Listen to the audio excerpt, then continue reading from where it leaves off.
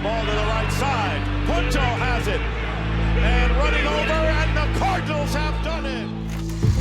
On October 7th, 2011, the Philadelphia Phillies were eliminated by the St. Louis Cardinals in the first round of the playoffs. They lost a 1-0 game, with the only run scored in the top of the first. Phillies star Ryan Howard, not this guy, tore his Achilles grounding out on the final play.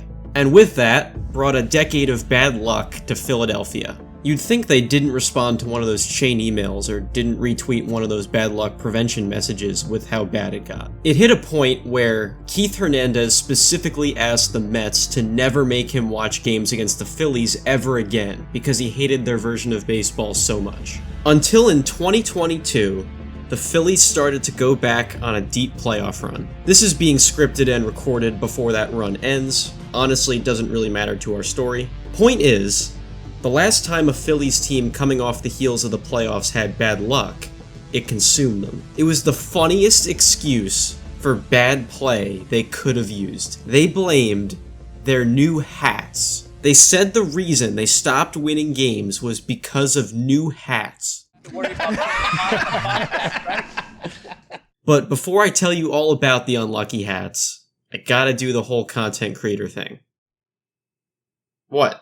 If you enjoy what you see here today, please consider dropping a like and subscribing to the channel for more like this. It really does help out, plus under 20% of you watching are actually subscribed. We also have a sponsor on this video, and they're pretty cool. This video is brought to you by Manscaped, the global leader in men's grooming tools and hygiene products. Manscaped has helped me cut my shower time literally in half with their ultra premium products. These include the waterproof Lawnmower 4.0 body hair trimmer, their body wash, and 2-in-1 shampoo and conditioner. No way you're getting to see me use it though. You are not getting a shower clip of me. They're all super convenient and made specifically for the male anatomy. New to the collection is the Manscaped Body Buffer, which is a handheld exfoliator brush designed to help remove dead skin, bacteria, reduce ingrown hairs, all that good stuff that's normally not comfortable. If you're currently washing with drugstore bar soaps or body wash administered by your hand, you might not be fully removing all the bacteria and oil buildup found deep inside your skin that causes body odor, clogged pores, and breakouts. And not the good kind of breakouts we'd normally talk about in a sports video like this. The Body Buffer is a 100% silicone-based antibacterial exfoliator that helps create more lather without harsh, painful scrubbing. Other options like loofahs and washcloths are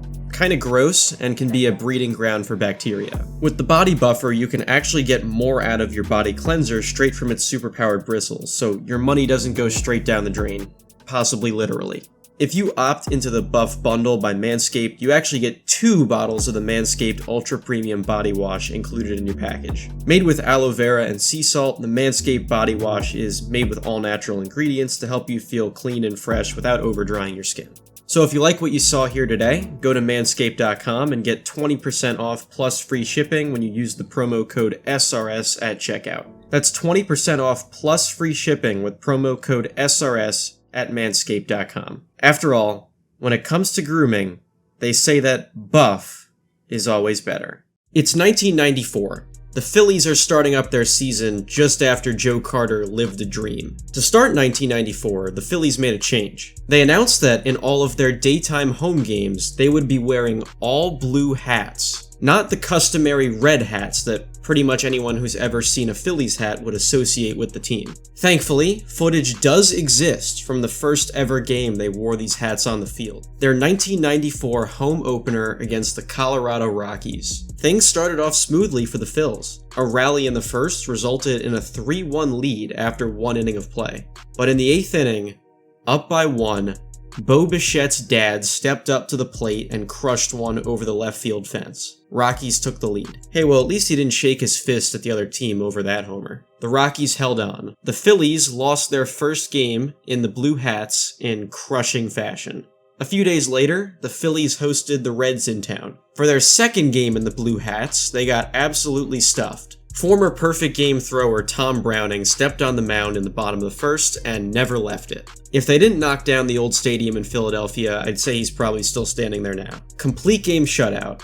2 hits, both singles, under 100 pitches thrown on the day. The Reds cruised to victory. The Phillies became 0-2 in the Blue Hats in 2 games that just totally sucked for them. Rebellions started to form. "I do not want to talk about the Blue Hats," said an unknown player, simply and angrily to the media. The players already started to complain that the hats were the problem. Not because they were uncomfortable or kept falling off or whatever, just that they were giving off bad vibes. The Phillies sent catcher Darren Daulton to complain to the manager and general manager of the team on their behalf. But 2 days after the second loss in the Blue Hats came the third loss in the Blue Hats. As you'd expect, it was another devastating one. Up 7-3 in the 8th inning, the Phillies gave up 5 in the final 2 innings to lose 8-7, with the tying run on second base in the bottom of the 9th. Ricky Jordan struck out swinging to end it, proving once and for all he shouldn't be mistaken for Michael Jordan out there in a Phillies uniform.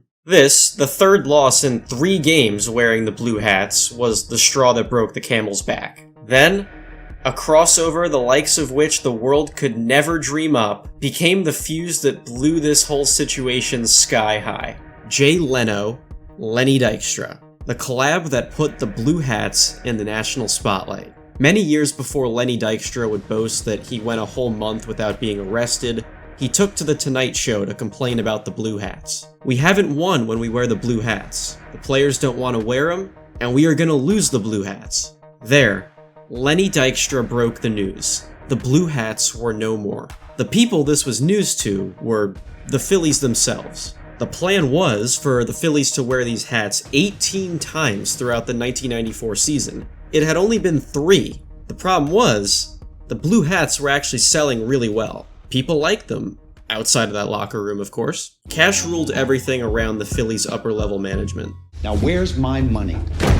A compromise was then reached. The Phillies would cut it down to just 9 times, 6 times too many according to the players. They would now only wear the hats on business persons' special days at the stadium, which apparently existed. Hey man, I'm not a business person, I'm a business person, man. I'm not sure where I was going with that. By mid-June, the Phillies had dropped to 0-4 in the Blue Hats. And a team that had reached the World Series less than a year before was clinging onto 500 as tight as Jeff Van Gundy was grabbing some legs. A bunch of other teams wore blue. Let me think. The Dodgers, Cubs, Mets, Expos, Blue Jays, Royals. I'm probably missing some, but just off the top of my head, all those teams had blue hats. Why were those teams able to wear blue hats without a problem, and not the Phillies? The Phillies knew the Blue Jays could be successful in blue hats because, you know, the Phillies even adopted the nickname Blue Jays in the 1940s, almost actually changing their name to the Blue Jays at one point. They gave the woman who suggested the nickname a $100 war bond as her thank you gift, because her suggestion was better than the Philadelphia Stinkers, another real suggestion. She said about the nickname, "His fighting, aggressive spirit never admits defeat." The real Blue Jays didn't have defeat the last couple years. The 1994 Philadelphia Blue Jay Phillies were absolutely miserable being associated with the color blue. In their defense, this does just look really out of place. Like Lalo Salamanca calling in a mortar strike on Call of Duty. There is one thing I forgot to mention about that month of June, though.